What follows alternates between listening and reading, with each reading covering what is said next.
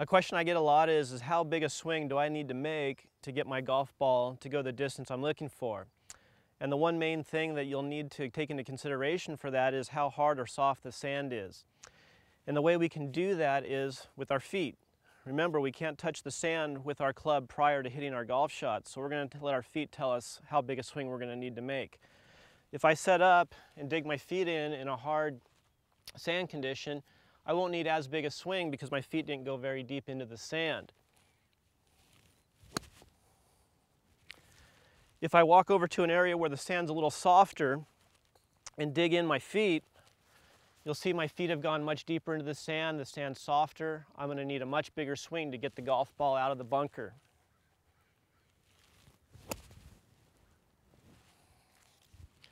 So remember, the condition of the sand is going to dictate how far or how big a swing you're going to need to get your golf ball the distance you're looking for. Hard condition, not as big a swing. Softer conditions, a much bigger swing.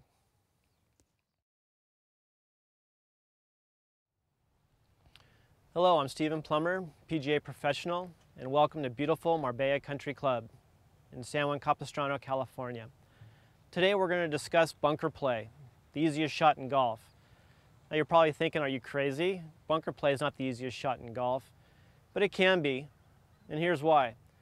Reason number one, we're not even hitting the golf ball. We're just going to hit the sand around the golf ball, and the sand will push the ball out and onto the green. Reason number two, because all we're doing is hitting the sand, our margin for error is much larger than trying to hit the golf ball itself. Today we're going to discuss two different methods of how to hit a bunker shot. Just because your favorite tour player or your friend hits a bunker shot a certain way doesn't mean it's the right way for you. Because golf, just like in life, there's many different ways to accomplish a specific task. Method number one is more of a traditional method for hitting a bunker shot. It'll incorporate a slightly open stance and a club path that will travel outside the target line on the backswing and to the inside of the target line on the through swing. In bunker play, we're going to have three lines. The first line is our target line. Just a straight line from our golf ball to our target. Our second line is our body line. For this method, it'll be slightly open or pointed to the left of the target line for a right-handed player. Our third line is club path.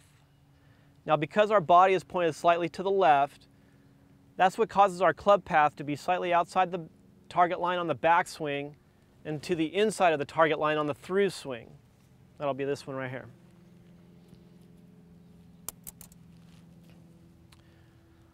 In our setup, we're going to start with pointing the club face at our target. Our second will be our body, our feet, our hips and our shoulders will be pointed left or slightly open to our target line. And finally, we're going to take our grip. This is where a lot of people make mistakes.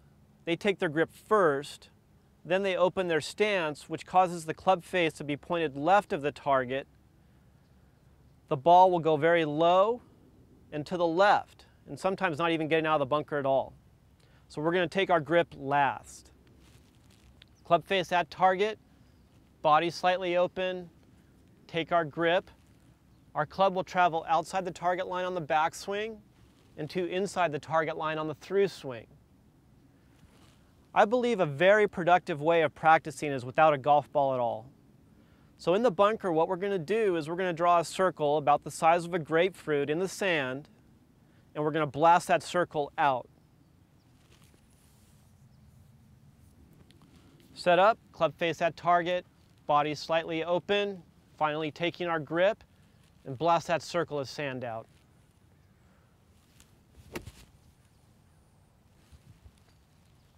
Once you've done that several times and you feel confident that you're doing it really well, you're ready for trying it with the golf ball. When you're out practicing, still draw the circle around the golf ball to give you that idea of blasting that circle out. Club face at target, body slightly open, taking our grip, set up, and hit that circle out.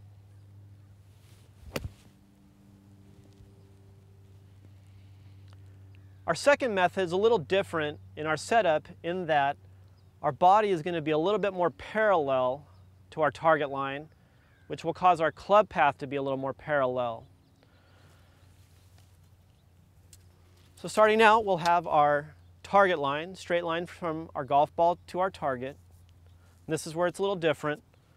Our body will be a little bit more parallel to that target line. If our body is parallel, that means our club path will also be parallel to our target line. We're still going to work on blasting that circle of sand out. Club face at target, body a little more parallel, taking our grip last and blasting that circle out. Again, once you feel confident and you're doing that on a regular basis, you're ready to try a golf ball.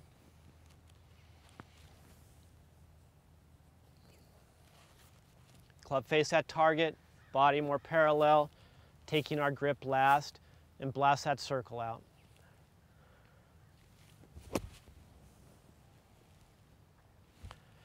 The reason this method has been successful with many of my students is it's very similar to how they hit a golf ball off of grass.